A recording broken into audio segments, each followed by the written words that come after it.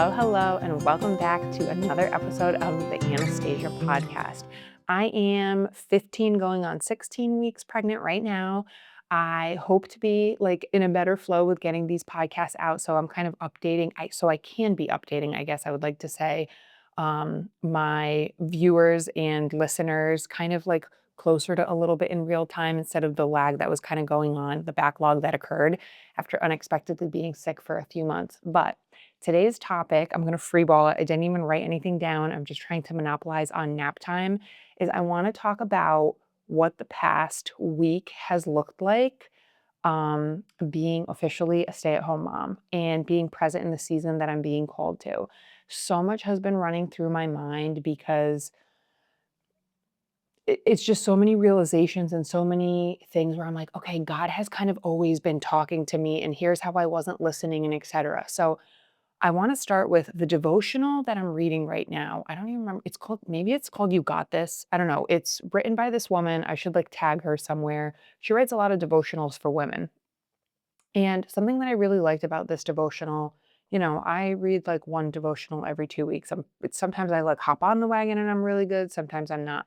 But I remember a lot of the beginning passages or messages were really about leaning into listening to how God is speaking in your life. And what I really liked about her messages was she would say things like, if you're not sure how to assess God's voice in your life, you can pray for that too.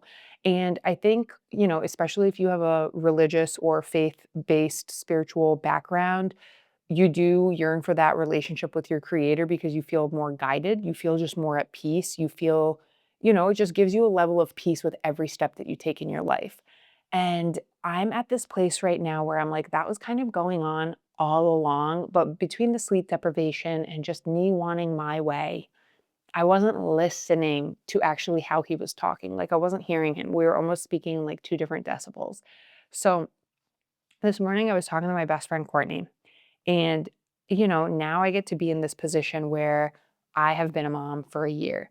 And I still have plenty of friends who have not entered the parenthood journey yet. And then I have lots of friends who are far beyond me. Their kids are grown up, middle school, etc. Sometimes I look at them and I get a little jealous because I'm like, wow, long way for me, but it's okay.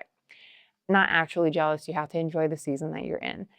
And anyways, I was talking to Courtney about when I first got pregnant with Magnolia. I was talking to my therapist and she was like, this is going to be actually a pivotal thing in your life where you will know exactly what you are meant to do after having children because it laser focuses you on what your purpose is and what you're supposed to pursue.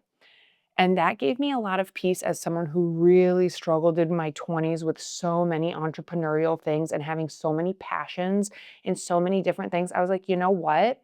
I didn't know it then, but I'm understanding it a lot more now about just being present in the season that you're in and everything works out and there is a time for everything. You know that Bible verse that's there's a time to rejoice, there's a time to mourn, there's a time for blooming, there's a time for harvest.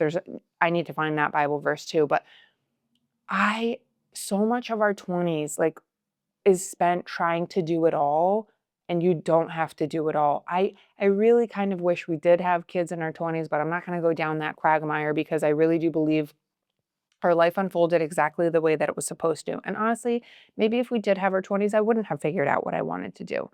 But even with now officially being a stay-at-home mom and being fully present in my life, I want to say I wrapped things up last week. And then my first day, May 1st, being in my life as okay, God, I'm totally surrendering. I am here. I am mom. I am wife. I am the matriarch. Well, my husband's really the patriarch, but I will say he's very good at making me feel 50-50 and equal, because we have a little bit of a alpha female issues here. He lets me think that I can be tough, but I don't have to be tough. Anyways, we wake up and Magnolia had 2 ticks stuck in the back of her neck. And, I checked her hair the night before, brushed her hair after bath time, all these things. It was a whole thing. We sent the ticks out to get tested, reached out to the pediatrician, didn't hear back in time, reached out to someone who could help us get a proactive antibiotic, all these things. I got to go into mom mode. I had a baby appointment for this next baby, etc. all I kept thinking that morning is I am exactly where I'm supposed to be. I am supposed to be a present mother focusing on my family. I have a bake stand that we started building last winter. I have not even mentally gone back to that. And I'm like, no, this is what my life is calling me to be present. My stand in the driveway, I'm like, I want to have a garden. I have so many other things that are going to interweave with that, but a garden, I don't even see in my life right now until Magnolia is a little older because she's going to be my helper. And like right now is my time to grow our family and really kind of just get by. And I'm sure as I kind of get my footing in different chapters, I'll expand and do what I need to do. But my podcast, I like kind of totally forgot about my podcast. It was always there, but that is a huge place of like love for me to pour into. And I really want to prioritize that every single week instead of all these other little things for everybody else. And it's not even for everybody else, it's for me thinking I can do it all. And I'm here to tell you, you can't. And that feeling over and over and over that you get of disappointment, of stress, of overwhelm, I felt that for a year and a half because I didn't just listen and let myself be present in the life I was being called to. Again, everybody's circumstances are different, but I will say I knew it would be so much easier for me to go back to work, to pursue, like to dive headfirst into my entrepreneurial ventures and prioritize that as like the most important thing, because then I could avoid the tantrums, the like growing pains, all of the all of the things that kind of come along with being a mom. And I just can't help but like see what God wanted me to be a part of in the day to day. This morning, I'm like trying to do my makeup, and it's like I put lotion on, and then Magnolia needs me for 10 minutes. And then I'm like noticing she's playing with a toy. So I go and I put primer on, and then she needs me. I'm playing with her for 10 minutes, and then it's like, and then I go get my foundation. And it's this whole thing, but being at home, I'm noticing the peace of our morning. I'm like, my daughter got to wake up when she was ready to wake up. We went downstairs, we got to snuggle, we got to talk. Like, I got to be present for all those moments. She, at one point, the weather's getting warmer, so I opened the sliding back door. She is dragging a chair to the door because she wants, as she's holding the bottle in her mouth, we're having a weird bottle regression right now. We were like this close to kicking bottles, and out of nowhere, she's a full-blown baby again, like Baba. She wants the bottles. If you put her milk in like a sippy cup, prepare for the wrath. I'm like, this is very interesting. I should read like a book about this because it has not been very hard to break any things with Magnolia. She stopped using a binky at 6 months because she was teething, and it literally just hurt her too much to use a binky.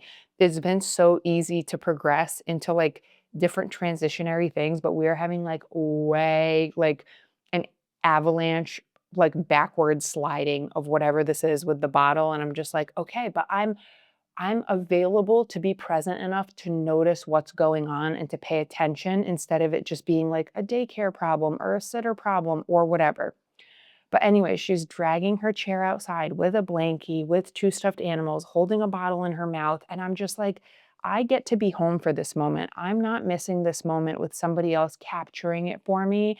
And I'm at work somewhere, like looking in on it and being like, oh, okay, like how sweet. Look at her. She's so determined. But like, I'm not there for it. I'm like, I got to be here for it. And there's these precious moments that are woven into the really hard days. But I will tell you, the hard days, they still feel different because I know I'm living in accordance to God. So, anyways, back to what I was saying about when I was talking to my best friend. I was saying how, things happen differently for men and women when you have children. I really think if you marry a good man and he is a provider and he is a leader, he really takes on a good father role. And right when I found out we were pregnant with Magnolia, we didn't know it was Magnolia. We thought we were having a boy, or that was like our secret wish. And then it's so funny because Matt is like, if I only end up being a girl dad, like I'll be so happy. He loves what a blessing. And you know what? Yesterday we were talking about this and I'm like, why did we both like want a boy so bad? And I'm like, because we weren't like aware that girls could be so cool. Like I liked who I was as a girl, but I know like girls are all so different and like girls can just be like the worst. So I always kind of just felt like it would be easier to have a boy. but also Matt, like, you know, you look around and it's just what you see is what you know. And now we're both at the place of like, no, we can raise like a pillar female. And that is really cool to realize like we can build someone up and she can be strong and confident and kind and loving and bring joy to everyone whose path she crosses, etc., but still be focused on her own path and have all these interesting hobbies and interests and whatever. Anyways, um, when we found out we were pregnant, he's like, you're going to be a stay-at-home mom. I want you to homeschool.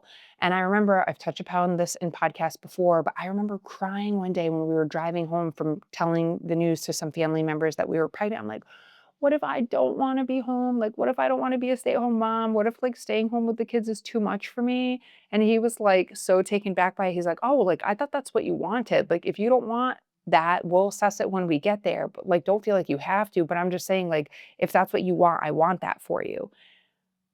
Anastasia at 21, and I think Matt at 21 could not have known that as the father and provider that he was going to be. But it's like you get in that position and it just wakes something else up in you.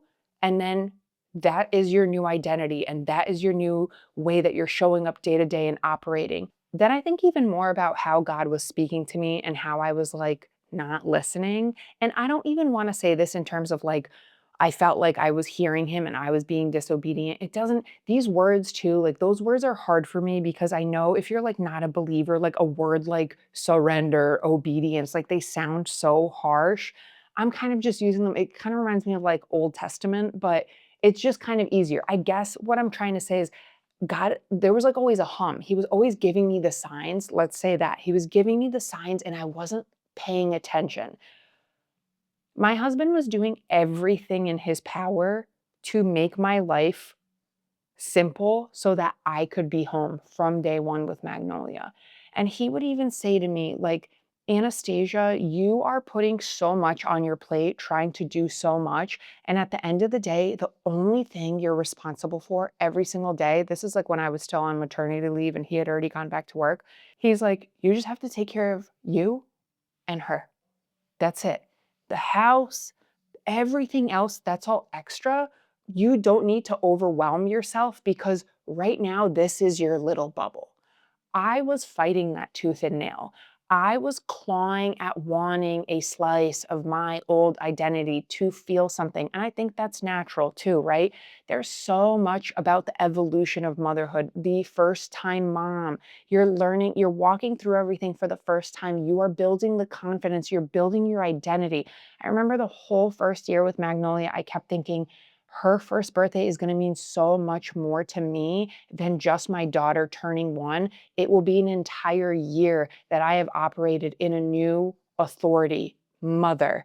And what is that going to mean to me? And that is like you having authority over your life too. Like you are someone's mother. You are the decision maker. You and your husband are a team. He's now a father. You're responsible for more. And it's so cool to realize like that is only going to get better, stronger, tougher, more just in alignment with who God designed me to be with the second and maybe a third and so on. I don't think I'm going to have four. I think I'm barely going to have two and I think it's going to be an act of God for us to have three. Matt's dad sometimes watches this podcast on YouTube and I will say Matt's mom said to me the other day, she's like, I'm thinking you're having a girl because we're not finding out the gender again. She's like, and then if you guys have a girl, then you will try for that third because you'll try for a boy. And I was like, oh my God. Because I will tell you, in the thick of that first trimester, I was like, this is why women like sign off and they're like, nope, I'm done. Because you're so you're just you're just existing and you're not even a shell of yourself. You're not anyone. You're literally just surviving. But then I'm talking to my cousin Vera this week and I'm like, you know what though? But what's 2 months of feeling terrible in the grand scheme of like life and giving someone life, like giving someone the opportunity of an entire life and existence on earth? And I'm like, that's crazy. Because when you're in it, you're like, never again.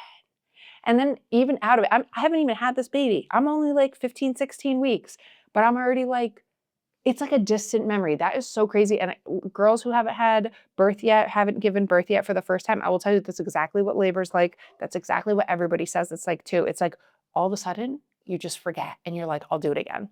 Meanwhile, when you're in it, you're like, no, I cannot do this.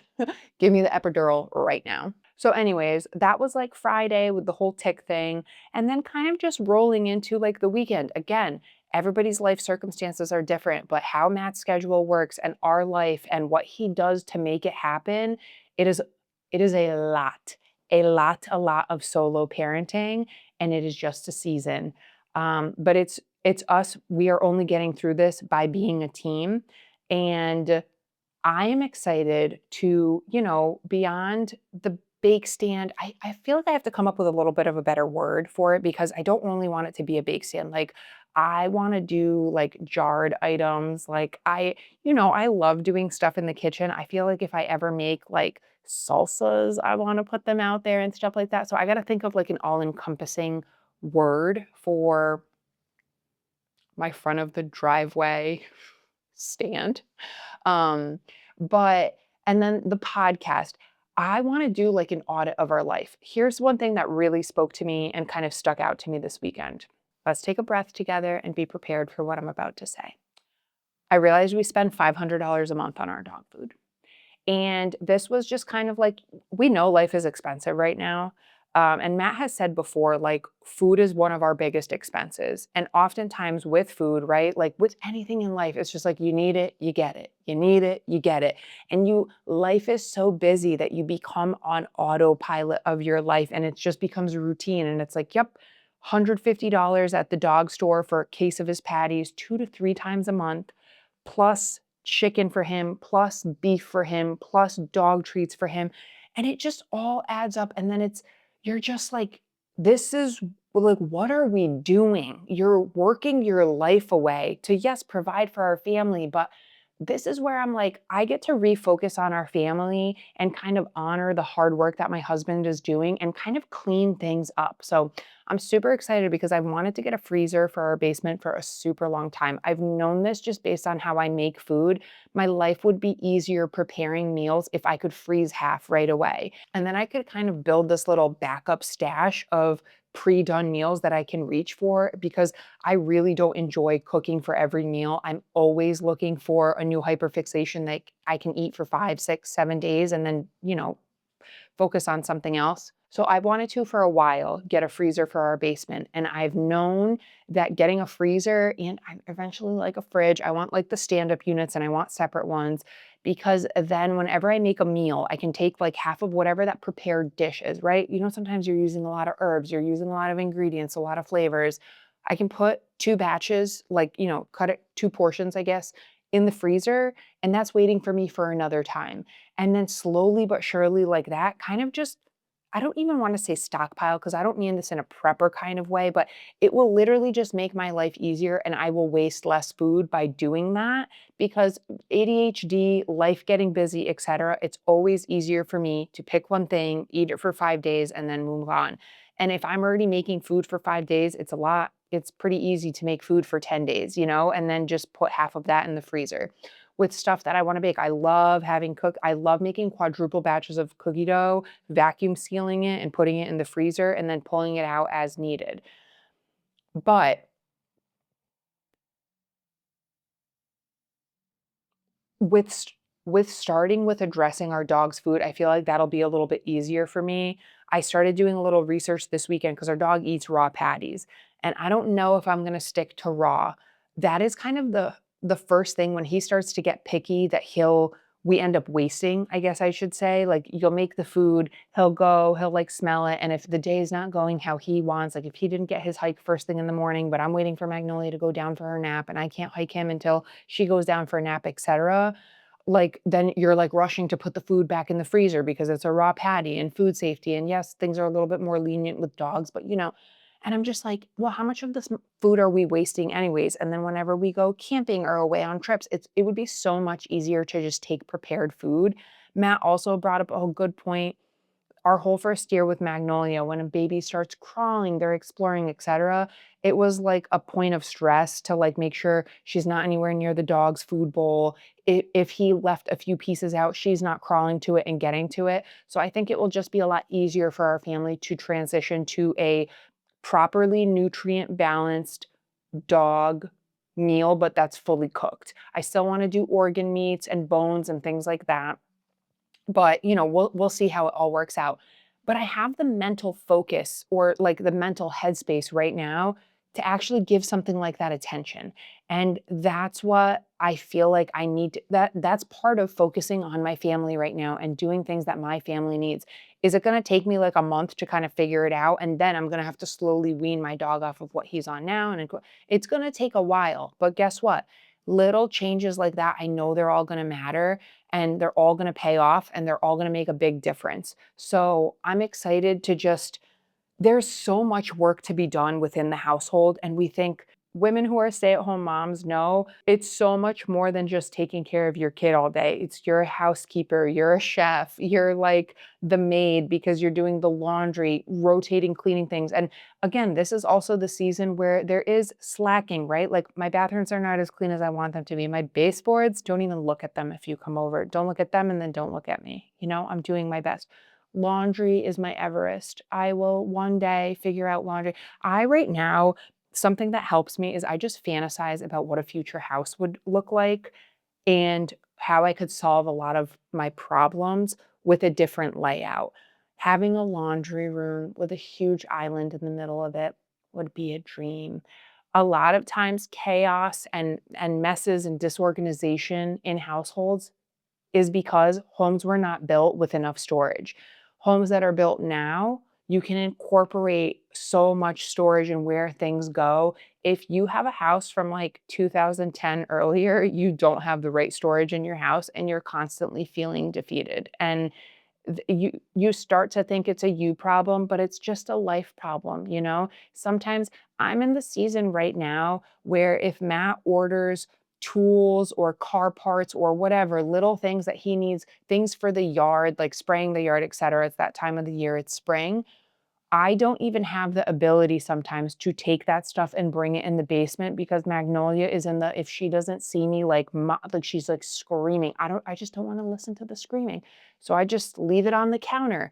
And then if I take her with me downstairs, it's like I'm pregnant, lugging her on my hip, carrying other stuff. Like laundry's a disaster because I'm not leaving her upstairs to go do laundry. Like you all pick your heart. And then by the end of the night, you're exhausted because you just watched a kid all freaking day and grew a baby all day. So it's not forever. It's just for a little bit. But so far, this first week, I've just really been grateful that God has been like speaking to me and my family.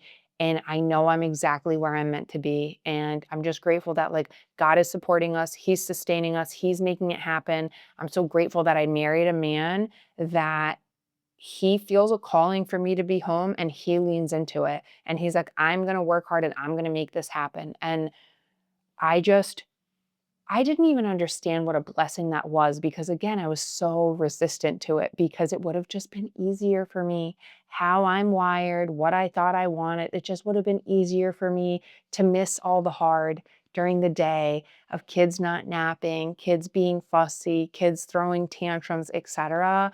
But here I am trying to lean into it because I know these years won't be forever. And oh my gosh, I have to say something.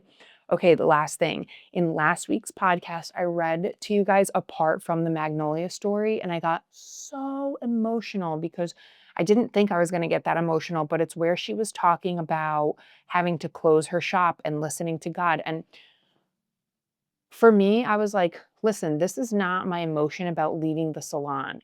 To me, it was more because it really was just cutting out all the outside noise and focusing on my family. Design will always be a part of my life. Costa Cabin will always be a part of my life. I know Costa Cabin's chapter isn't done. And I also know after I have this second kid, we can selectively choose projects and do things little by little. But I know right now what I'm being called to do, right? In the season of growing the second baby, being present for Magnolia, figuring out our new dynamic, supporting my husband while he's working so hard, etc. I remembered something yesterday and I was like, this just keeps getting better and better at God's divine plan in it all. Joanna Gaines had said that, like, so her husband Chip kept every single time a little house near Baylor University would go for sale, he'd buy it, they'd move in, they'd renovate it, Joanna would decorate it.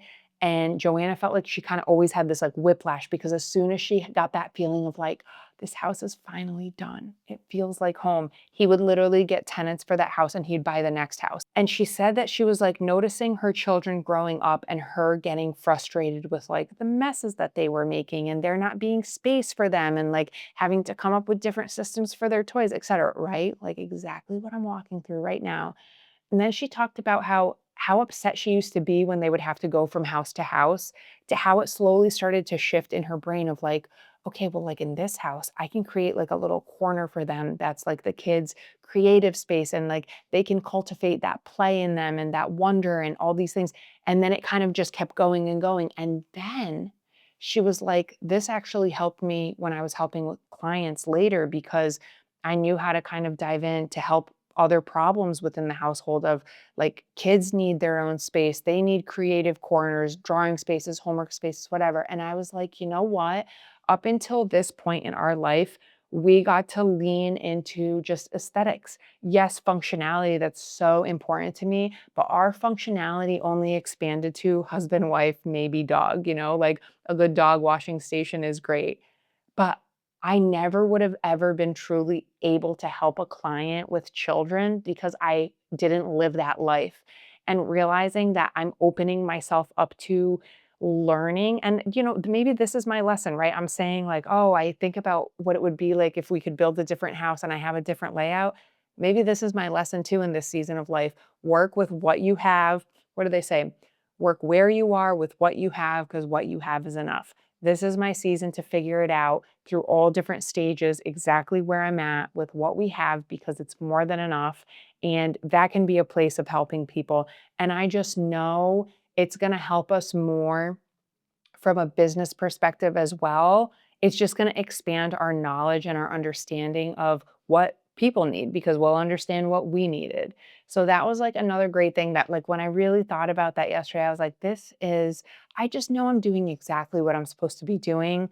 And the peace that I feel in my heart, I'm just so grateful because the the expectation I was carrying of myself, I let like melt away because it was an unreasonable expectation from the beginning. And right now, even today, like the house right now is an absolute bomb, a bomb downstairs. And you know what I said to myself? Like, you know what, Anastasia, the only thing you have to work on today is just being home. I'm like, when Magnolia, I knew I wanted to do a podcast during the nap, but I'm like, when Magnolia wakes up, you can go get some glass cleaner and some paper towels, and she can help you clean those back doors because she's the one making the mess on them, anyways. But I'm like, she loves to be incorporated. I'm like, this season, it's gonna go so much slower in terms of plowing through the things I want to plow through because I have a little one and I'm teaching her and I'm taking her along for the ride. But it doesn't mean it's never gonna happen. It's a completely different change of pace, and I have to adapt to it and incorporate her because that is my new forever, and there's only gonna be another kid, and I'm excited for it. So anyways, one day I'm going to be recording a podcast. I'm going to be like, guys, my house has never looked better. Let's clock it. Today is May 6th. Let's see when that is. I hope it's not like December 25th, 2026. But anyways, thank you guys so much for tuning in. I'm so appreciative of like my loyal listeners and people who just drop in. And even if we're in different seasons of life, right? Maybe you're not walking through motherhood in the same way that I am. There's still relatability through different things. So thank you guys so much. Please like, share, subscribe. Share to any other mom friends who might be feeling similar callings, walking through similar journeys. And I will catch you guys next week. Bye.